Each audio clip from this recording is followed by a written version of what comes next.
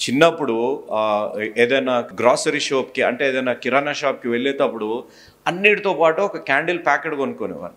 అన్నిటితో పాటు ఒక క్యాండిల్ ప్యాకెట్ కొనుక్కోవాలి. ఎందుకు అని అంటే ప్రతి సమ్మరు ఉదయకాలం 2 గంటలు, సాయంకాలం 2 గంటలు పవర్ కట్ ఉండేది కదా.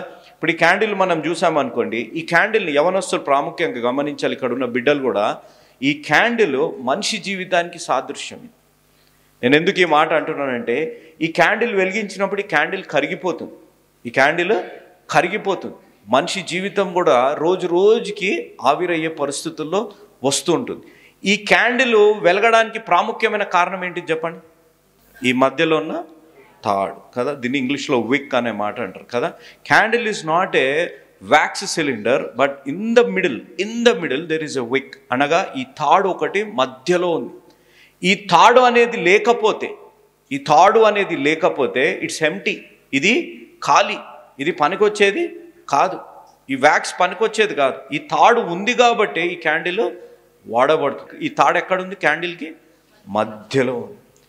మానవుని జీవితం కూడా క్రీస్తు మధ్యలో, అనగా God is not in the centre of our life, అంటే దేవుడు మన జీవితంలో మధ్యలో మన హృదయాలలో లేకపోతే మనం జీవితాలు కూడా ఖాళీ అయిన జీవితాలు అనేది మనం గ్రహించాలి. ఇది మధ్యలో ఉంది కాబట్టి ఇది వెలిగింపబడుతుంది. క్రీస్తు మనలో ఉంటేనే మనం కూడా వెలిగింపబడతాము అనేది మన జీవితాల్లో గ్రహించాలి. ప్రాముఖ్యంగా ఇంకొక మాట, ఈ క్యాండిల్ ఈజ్ నాట్ పర్ఫెక్ట్. ఈ క్యాండిల్ పర్ఫెక్ట్ షేప్ కాదు దీన్ని కదా. ఇక్కడ విరిగిపోయింది, ఇక్కడ విరిగిపోయింది. క్యాండిల్ పర్ఫెక్ట్గా లేదు, కానీ ఇది వెలిగిస్తే దీన్ని నుంచి వచ్చే లైట్ పర్ఫెక్ట్గా ఉంటుంది. ఆమేన్. అర్థమైందా?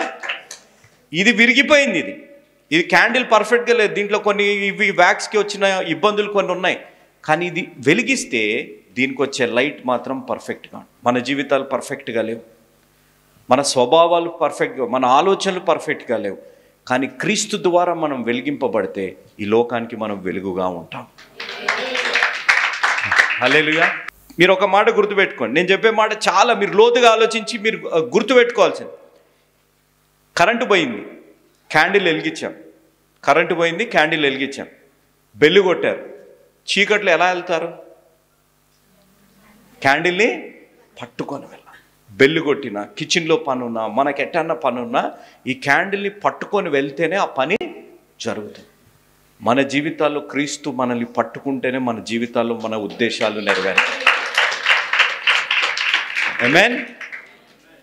దీన్ని ఆ విధంగా మనం పట్టుకొని ముందుకు వెళ్ళాలి అనేది మనం గ్రహించాలి. కొన్ని మార్లు ఈ క్యాండిల్ చేతుల్లో ఉంటేనే పనులు అవుతున్నట్టు మన జీవితాలు క్రీస్తు చేతుల్లో ఉంటేనే మన జీవితాల్లో వెలుగు, మన పనులు, ఉద్దేశాలు మన జీవితాల పట్ల నెరవేరబడతాయి అనేది మన జీవితాల్లో గ్రహించాలి.